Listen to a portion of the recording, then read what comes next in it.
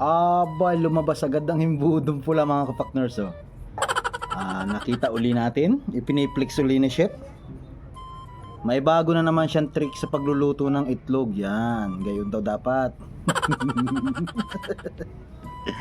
Maluloko na naman kita sa panonood nito eh. Tapos may bago siyang produktong kawali. Okay, himala, hindi maliit yung takip niyan. Hindi mo na kailangan ng mantika dyan. Kuwari ko na may makakatipid ka niyan sa mantika. Yan yung pwede ka magprito ng itlog kahit walang mantika. Oh, di ba? Maitlog agad. Ano kaya, mabisa? Hindi kaya didikit? Mabisa. Less cholesterol nga ni naman. Galing oh. Ay, purong-puro yan. Tapos anong kasunod nating ipiplex? Ayan na naman yan. Ayan na naman yan. Manok na inakulayan na yan. Pag hindi green, kulay violet. Pag hindi si si Barney, si Hook ang gusto nito. At may stainless na baso pa sa loob yun. Manok, gagawin niya huling suman.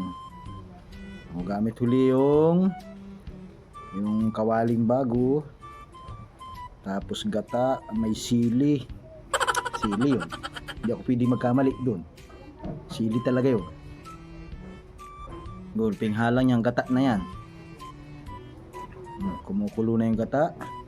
Saka ilalagay ang manok na suman. Ay hiwa-hiwa na. Daming sibuyas. Daming sibuyas. Pero yung halang talaga niyan.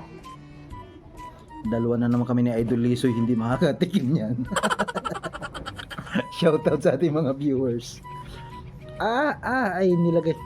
Ay hinihalo na dun sa kanin na yun ay. Pas muna. Ari na lang itlog. Ari na lang muna. Ay pinalaman din doon sa loob. Alam mo salbagayan o ano. Ayun yung manok na mahalang oh.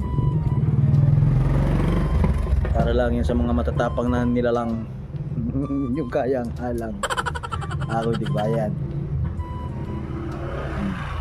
Tapos iihaw. Daming proseso. Daming proseso talaga si Chef. Okay, yan. Final na ito. Yun. Paano mong masarap? Pero mahalang talaga yun. Hindi talaga kaya yun. Yun ang ating kawaling bago.